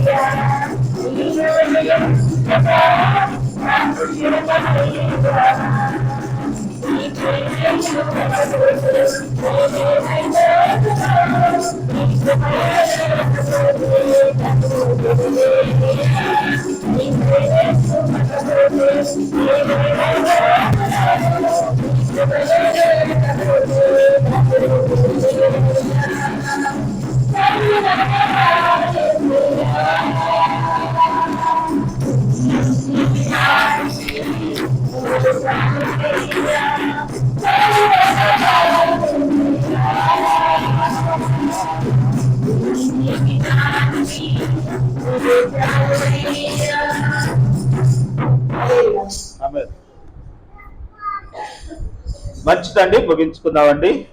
ప్రియులారా, పళ్ళు పాటలు అని 2 వారాలను తెలియపరచగా కొంతమంది ఇచ్చారండి. మరి కొంతమంది ఇవ్వాల్సిన వాళ్ళు ఉన్నారు. అవి ఇస్తే డ్రమ్ము, కాంగు, కంజులు కూడా అయిపోయినాయి. మరి కంజులు కూడా కొనాలి, అవి కొందామండి. దాంతో అందించాలని మీకు మనవి చేస్తాను. సంతోష్ గారు ఫోన్పే చేసేస్తారు కాబట్టి ఇంకా మిగిలిన వారు కూడా ఇవ్వాలని మీకు మనవి చేస్తా ఉన్నాను. ప్రార్థన ఆశీర్వాదంతో ఈ కార్యక్రమం ముగించుకుందామండి. ప్రార్థన. మమ్మల్ని అర్మికులుగా ప్రేమించిన మా పరలోకమందున్న మా తండ్రి, కృపగలిగిన మా ప్రభా, స్తోత్రాలు కూడా సకల ఆశ్రదమునకు కారణభూతుడైన మా ప్రభా, మీకు వందనాలు, స్తోత్రాలు, స్తుతులు చెల్లించుకుంటూ ఉన్నాను. మరొకసారి మరొక దినం మీ సన్నిధి ఆవరణలోకి చేరి మిమ్మల్ని ఆరాధించడానికి, స్తుతించడానికి మీరు మాకు అనుగ్రహించిన మా చక్కని అవకాశమునకే, సమయమునకే మీకు స్తోత్రాలు, స్తుతులు చెల్లించుకుంటూ ఉన్నాం. అయ్యా, నేను వచ్చిన వారందరూ బట్టి మీకు వందనాలు. మరి దినము కొరకై నీ బిడ్డలు ప్రభా ఈ సన్నిధిలో గడిపిన దానికే రావాల్సిన దీవులను, ఆశీర్వాదాలు బిడ్డలకు అనుగ్రహించండి, సహాయపడండి. మేలుతో మీరు తృప్తిపరచండి ప్రభా. నీ బిడ్డలందరూ కుటుంబాల్లో అద్భుతాలు మీరు జరిగించండి. నీ పిల్లలనైనా ఉద్యోగాలకు వెళ్ళేవారు ఉన్నారు, డ్యూటీలకు వెళ్ళేవారు ఉన్నారు, వ్యాపారాలు చేసేవారు ఉన్నారు. అయ్యా, వారికి మీ సహాయాన్ని అనుగ్రహించండి. ఆయాలుగా, టీచర్లుగా, మాస్టర్లుగా, నర్సులుగా, ఆశా వర్కర్లుగా, డాక్టర్లుగా, ఇంజనీర్లుగా ఉద్యోగాలు చేస్తున్న బిడ్డలకు మీ సహాయం దయచేయండి. టీచర్గా ఉద్యోగాలు చేస్తున్న బిడ్డలకు అయ్యా సహాయపడమని వేడుకుంటున్నాను. మరి ఇప్పుడు ఐరన్ పని, పెయింట్ పని, సిమెంట్ పని, వెల్డింగ్ పని, ఆయా పనులు చేసుకుంటూ నేను జీవనోపాధి చేసుకున్న బిడ్డలను దీవించండి. వ్యవసాయం చేసుకున్న బిడ్డలను మీరు దీవించి మీరు ఆస్వాదించండి. విదేశాలు వెళ్ళాలనుకున్న వారికి మార్గాలు తెరవండి. రావాలనుకున్న వారికి సహాయపడండి. మరి విదేశాల్లో ఉన్న బిడ్డల ప్రభా, కోయిటా, దుబాయ్, మస్కట్, అటుగానే ప్రభా బెహ్రెన్, అయ్యా దేశాల్లో ప్రభా సింగపూర్ ప్రాంతాల్లో ప్రభా యుద్ధాలు జరుగుతూ ఉన్నాయి. కనికరించిన ఆయన ఇరాను అయ్యి మరి ఆ దేశాల్లో మా ప్రజలు ఉన్నారు, వారిని కాపాడమని వేడుకుంటూ ఉన్నాం. యుద్ధ వాతావరణ అనుసరణ ప్రభా మీరే కృప చూపండి. అయ్యా నైనా కృపను అనుగ్రహించండి. చదువుకున్న బిడ్డలకు సహాయపడండి ప్రభా. మరి బిడ్డలు లేని వారిని కనికరించండి, వారి బిడ్డలను దయచేయండి. మరి చదువు పూర్తయిపోయిన బిడ్డలకు అయ్యా వారికి ఉద్యోగాలు దయచేయమని వేడుకుంటున్నాను. వివాహాలు వయసు వచ్చిన వారి విషయాలు అద్భుత కార్యాలు చేసి వివాహాలు జరిగించమని వేడుకుంటున్నాను. నాయన మేలుతో నింపండి. ప్రమోషన్ల కొరకు ఎదురు చూస్తున్న వారికి సహాయపడండి. తెచ్చిన కానుకలు బట్టి మీకు వందనాలు, దీవించండి. అర్పించిన దానికై 100 రెట్లు ప్రతిఫలాలు వారికి అనుగ్రహించండి. తింటున్న ఆహారంలో తెచ్చిన పిడుకులు బట్టి మీకు వందనాలు, రావాల్సిన దేవులు దయచేయండి. సంటి పిల్లలకు ఆరోగ్యాలు దయచేయండి, సహాయపడమని ప్రార్థన చేస్తూ మమ్మల్ని అందరూ చెప్పుకుంటూ మిగిలిన సమయాలు దీవెనకరంగా చేసి మీరే మహిమ పొందమని యేసు ప్రభువారి పేరట స్తుతించి ఘనపరచడం వేడుకుంటున్నాము తండ్రి. ఆమేన్. మన తండ్రి అయిన దేవుని ప్రేమయు కుమారుడైన యేసుక్రీస్తు వారి కృపయు పరిశుద్ధాత్మని ఆ సహవాసం కాపుదల దీవెన ఆశీర్వాదాలు ఈ రోజు నీ సన్నిధానానికి వచ్చి తిరిగి వెళుతున్న ప్రతి బిడ్డకును నిత్యము తోడైంది కాపాడి అభివృద్ధి క్షేమం కాపుదల ఆరోగ్యము దీవులతో నింపి నడిపింపచేదువు గాక. అని అందరికి వందనాలు. దేవుడు మనకు దీవిస్తాడు.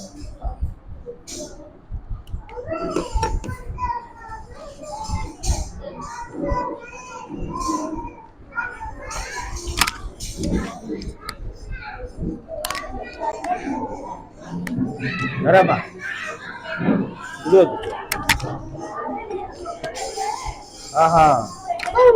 పెట్టే ఇంకా ఎంతమంది లేరు?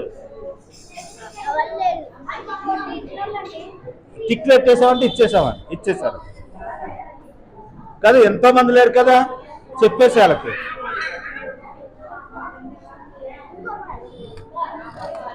మరా ప్రభా మీ కొందనాలు సుందరం గారు దీవించి ఆస్వాదించండి, మేలుతో తృప్తిపరచండి, మంచి ఆరోగ్యం దయచేయండి, మీ దీవెన ఆశీర్వాదాలతో మహిమ పొందాలి.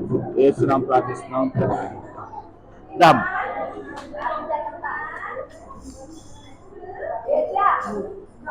ప్రభా మీ కొందనాలు మీ ప్రేమ కుమార్తె శిరీష్ ప్రార్థన చేస్తా ఉన్నాం. ఎంతో నమ్మకంగా విశ్వాసంగా దైవ భక్తులు ఎదుగుతారని ప్రేమ కుమార్తె నీతివంతుల కొరకు దాచి ఉంచిన మేలు ఎంతో గొప్పదన్నారు. ఇప్పుడు హృదయానికి కనపడదు, నేను కన్నులకు కనపడదు, నేను హృదయానికి గోచరం కాదు, వినపడదు అన్నారు. నేను ఒక రోజు చూస్తాము, నేను ఒక రోజు మేము గ్రహించగలం. అలాగే నీ బిడ్డ కొరకు మీరు దాచి ఉంచిన మేలు ఏమై ఉందో మీరు త్వరగా బయలుపరచండి. శిరీషాన్ని ఆశ్రయించండి, మేలుతో నింపండి. వారి ఉద్యోగాల ప్రయత్నాలు సఫలతను దయచేయండి. నరేష్ మీరు ఆశ్రయించి వారి ప్రయత్నాలు సఫలతను దయచేయండి. ఇచ్చిన ఇద్దరు బిడ్డలు బట్టి మీ స్తోత్రాలు, వారి జ్ఞానమందు వహిస్తున్నాను. మీ దయలో పెంచి మీ కృపలో వద్దిల్లం చేసి మహిమనందువని యేసునామమున ప్రార్థిస్తున్నాము తండ్రి. వందనాలు రా పడిపోతాం. మీ కొందరాలు మీ స్తోత్రాలనైనా మీ ప్రేమ కుమార్తెనైనా నేను సాధ్య సునీత గారి కొరకు ప్రార్థన చేస్తా ఉన్నాం. దీవించి ఆశ్రయం బలపరిచి మేలుతో నింపండి, మంచి ఆరోగ్యం దయచేయండి. ఇచ్చిన ఆయన ప్రభా నేను కుమారుడు కొరకు నేను కుమార్తె కొరకు ప్రార్థన చేస్తాం. జీవిత విషయంలో గొప్ప మేలు చేసే వాహనం జరిగించి చక్కనైన బిడ్డను మీరు ఇచ్చారు. చంటి బిడ్డను ఆశ్రయించండి, జ్ఞానమందు వయసును మీ దయలో పెంచండి.